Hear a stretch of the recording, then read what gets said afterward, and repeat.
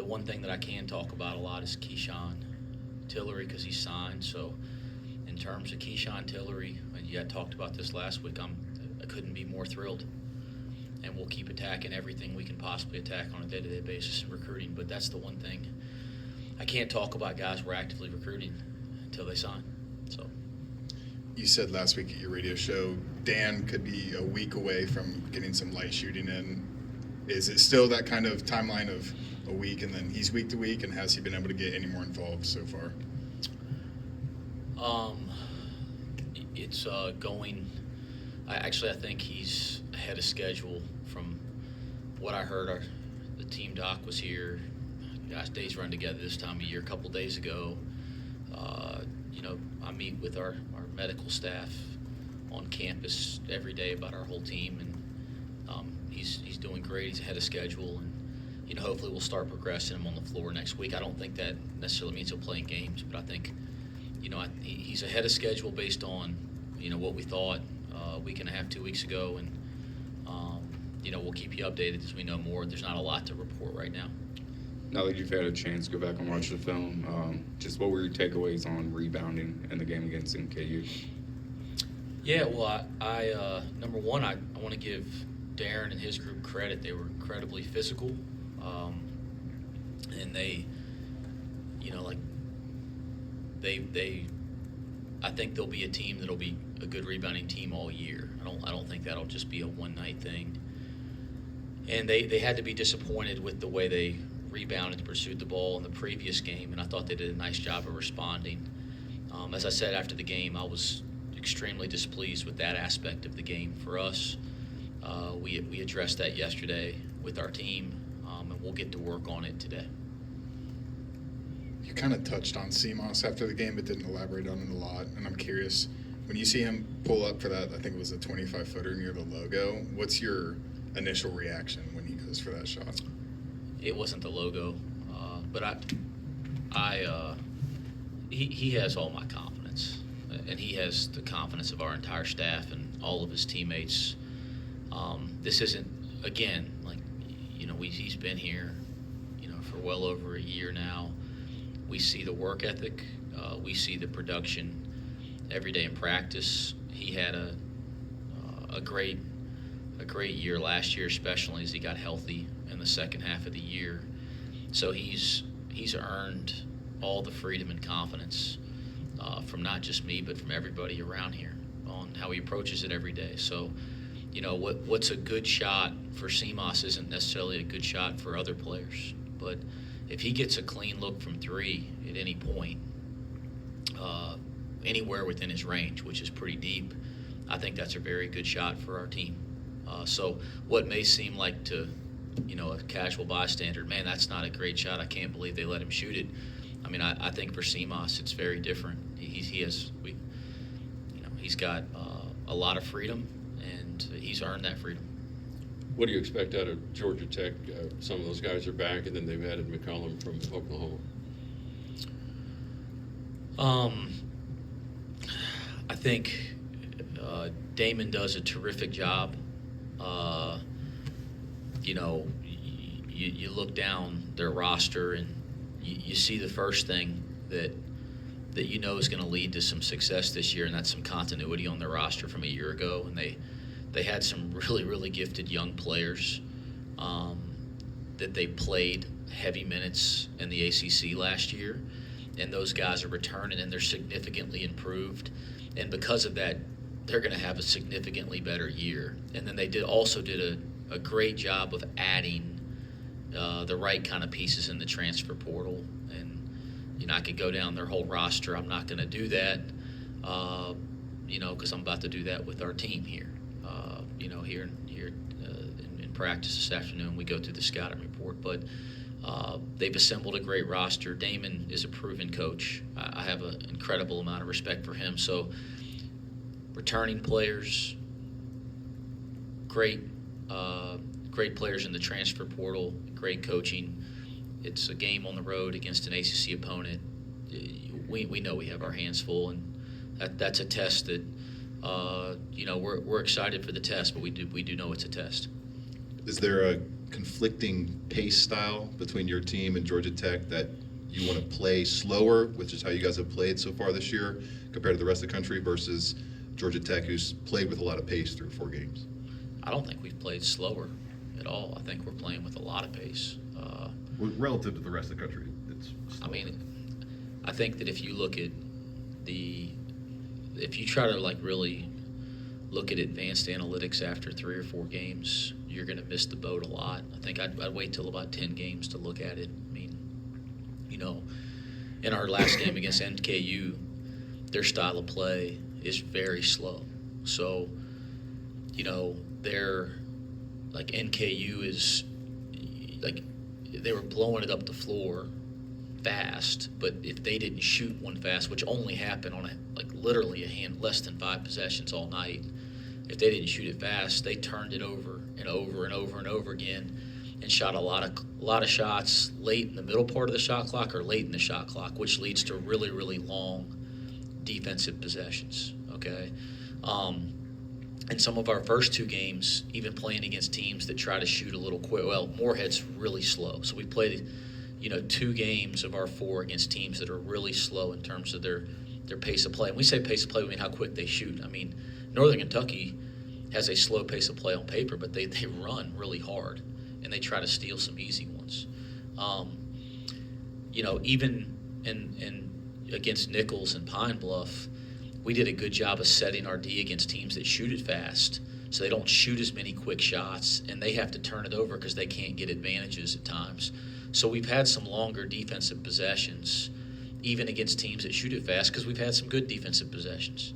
All right, that's going to change the analytics. Again, we don't have enough data to really say it, but we've had some high possession games already. But if you take the Moorhead and the Northern Kentucky game, 2 of the 4 teams really try to slow the game down with their pace of play, and that's going to skew the analytics. So, I mean, we value pace. We run on makes, misses, steals. But we do value taking great shots. So if we can get a great shot in the first 2, 3, 4 seconds, I'm the happiest guy in the world. But if it's not there, we're going to try to get to some action and get a great shot out of action. I think at the end of the year, when you look up our pace of play, when you look at a very simple statistic on pace of play, it's just going to say how long do you have the ball before you shoot it, right? I think we'll finish somewhere that's above average, but I think if people actually value how hard we push for great shots, I think we'll be way above average, because we're going to do that consistently, hopefully as good as anybody in the country. Dede Thomas came back, made his debut against NKU, logged 14 minutes. Against Georgia Tech, do you see his role increasing, maybe getting some more minutes in that game? I think Dede's role in this team is going to be is as good as it was a year ago, if not better. As he continues to get back into the rhythm of playing and practicing every day. We've been very cautious with him. His time has been very limited in our practices, and so it would be to me unsafe, and this is what our medical people tell us, to do that and then also throw him into heavy minutes in his first game. That would not be fair to him physically. I think as a player he'd like that, but we don't want to put him in any adverse reason to get an extra injury. So we'll be increasing, day to day. We're going to increase his load, but we'll do it cautiously. And so some of the decisions with him in game are medical decisions as much as they're basketball decisions till he's fully back. And then when he's fully back, I think, that question will answer itself. Speaking of Georgia Tech, they're obviously Bagnan Gongbo had a good game versus you guys last season. Talk about the growth you've seen from him as a player heading into his sophomore season. I think that was his first game eligible, or maybe he was coming off of an injury in the preseason. I can't remember, but it was his first game, I believe, when he played here last year. We didn't know going into the game whether he would play or not. And he had some of those moments in that game last year where you could just see the talent, and we had seen him in high school, so we knew his ability. And now he got a whole year. He's kind of one of the guys I talk about, right, that had a year under his belt as a young player. I think he's all ACC preseason. He's terrific. He's very versatile for a front court player. Obviously, he's got the athleticism to play way above the rim, but he does a lot of stuff for them on the perimeter, in the pocket, in the middle of the floor, and then he can do things around the basket, as we talked about. And he showed that in this building last year. And then defensively, his ability to go up and block a shot or, defend multiple positions. He's a terrific player, and I think that league, when they pick him as a preseason all-league guy, I think a lot of people are recognizing that now. Kind of as a follow-up to the Day question, now that he's back, how do you go about managing the depth as well as the rotations with him, Connor, and Jizzle with the 1 and 2? And should we expect to see Day and Jizzle play together? Yeah, I think like we had the charity game against Ohio State, and I thought the depth was such a strength. However, that feels like ages ago now, but it felt like, man, this depth is such a strength. And then, we've had the issues with Day and Dan, and we had CJ, out a little bit too here the last week. I was really surprised, really tough of him to try to battle through an ankle injury and play in the last game there for a rotation. But so you start taking away all those experienced guys that all were starters last year. Now you don't feel like you have depth, right? So getting them back and starting to get all these guys back, getting CJ healthier again, and getting Day back into the flow and getting him back into the role that we perceive him having this year. And then obviously Dan, our depth should become really, really important in our ability, because of all these guys, to play different combinations and different lineups is something we were really excited about a month ago, and we were working on, and we've worked on it all summer and fall. And we'll be something, if we're fortunate enough to get healthy, that I think will be a strength of this team. So, yeah, Day playing more minutes isn't going to affect Jizzle's minutes, and Jizzle playing more minutes isn't going to affect Day. Those are I expect those two to be as good as any guards in college basketball, and I think there's definitely a lot of opportunity for them to play together. Do you have an update on CJ? Just played 2 minutes against NKU. Yeah, he dove on a loose ball. It was actually a really important play. Got us a possession back after a bad offensive possession, and he I think he kind of, I don't want to say re-injured, but maybe tweaked that same foot or ankle, and we were off yesterday, at least from full speed practice. We were off yesterday, and he'll give it a go today. So we'll know more over the next 48 hours. When you have a 70% three-point shooter, how tough is it to find ways to keep getting him open, and who might benefit if he is not open? We're just going to continue to. We've been trying to value the same things every day. Our pace of play, coming up the floor, whether the analytics say it after 4 games or not. I'm just messing with you. But we're going to try to value running on make misses and steals, looking for opportunities to get advantages in the open court. We're going to value, being very aggressive, but also being unselfish and making the simple play to your teammate and working together to get a great shot. And we're going to value the offensive board. I don't think there's anything that's happened over the first four games to make us change, but I think when we play that way, our guys are going to have success over the course of the year, and certainly guys like Simas, who we already know are terrific offensive players, are going to shine, him and others. Jeremy. Wes, on Dan Skilling, just to follow up, you said progress on the floor next week. Is that just you expect him to? I know you said no games, but practice with the team next week is kind of the hope. Yeah, there's a return to play progression, guys, and you guys know this from covering not just us, but some of the pro sports teams in town. Like, you don't just have a guy that goes through a procedure and all of a sudden he's feeling good. You just throw him out there and play. I mean, there's a process and a progression. Our medical staff does an incredible job with that here. So, the first step is obviously getting cleared to do anything on the floor. And then the next step would be doing light things on the floor, shooting, basketball movements, not at full speed. And then there's a next progression. So practicing full speed, 5-on-5 or live would be the end of that progression. And then doing it for some sustained time, day after day.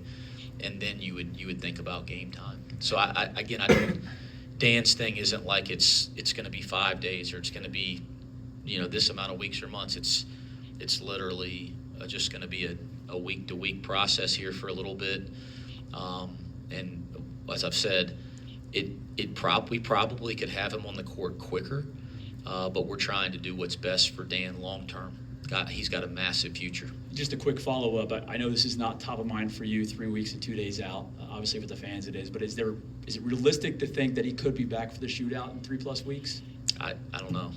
I don't know. I don't even know how many days away our game after Georgia Tech is, guys. So I don't even know who we play after Georgia Tech, nor do I care. I mean, I just spent my entire morning in meetings about Georgia Tech, and you guys, I was out of breath when I got here because I'm trying to get practice organized in preparation for Georgia Tech. So that is the top of my brain right now is the next opponent and our team getting better today. I don't think that deep. I leave all the narratives to you guys. You've discussed the importance of Arrington and Tyler Betsy getting extended minutes during this non-conference portion of the schedule. What are the next steps in their development that you'd like to see before you get to Big 12 play to be key contributors? Yeah, and I think, Tyler Betsy, Arrington Page, Rayvon Griffith, like those guys, the more minutes and quality playing time that we can get them, the better it is for their development and our team's development. I was really pleased with, being on the road for the first time. Arrington, who I thought had a nice game, for a young player in that environment for the first time as a Bearcat at least. And then I thought Tyler got the extended minutes in that game and had a really nice moments too. And, there's good moments they can build confidence from. And then there's also moments that, they can learn from. And that's a really nice combination. We're trying to, again, the depth is a strength. Josh Reed won our defensive award 2 games ago. Against Nichols, he was terrific, and he really gives us something on the board when he's geared up. So I thought he's kind of earned a little bit of a stronger role here in the early going, and the extended minutes for Tyler, some of the job that Josh has done, along with Day coming back, that kind of stuff. That affected our ability to get Ray into the game. So it's not always one guy; it's kind of a combination of a number of things. It's playing CMOS extended minutes, like stuff like that. But we do want to try to continue to get all 3 of those young players quality minutes, and I think the more we do it, the better it is for our team long term. Final question. You guys have done a pretty good job protecting the basketball over the first 4 games. Is there anything specific that you preach to your primary ball handlers like Jizzle, Day, Connor Hickman? We just, value. Number one, we want young people that we want the young people we're coaching to know that they can play with confidence and freedom without looking over their shoulder. So aggressive mistakes, aggressive turnovers. I'm a coach. I don't like when we give the ball to the other team, but aggressive mistakes, aggressive turnovers within, who you are as a player. We don't overreact to those. We don't yank guys out of the game for that kind of stuff because we want guys to play free and play confidently. But at the same time, we really value the work that we do every day and the fundamental habits that we try to build every day to take care of the ball in the controllable ways. Footwork turnovers, passing and catching turnovers, like stuff that you have control by the habits that you build. We try to take a ton of pride in that. We try to be very demanding in those areas. But shoot, if you guys know this, Jizzle James is an incredible player with his shoulders downhill, an incredible player in a ball screen, incredible player in transition. If he's attacking the basket and turns the ball over, I don't even blink. Let's just get back and win the next possession. So I think those guys on the other hand have done a really nice job of not doing the silly stuff that you can control with your habits, and that's kind of the way that we look at it, and those guys have done a nice job. Thank you, Coach. Thanks, guys.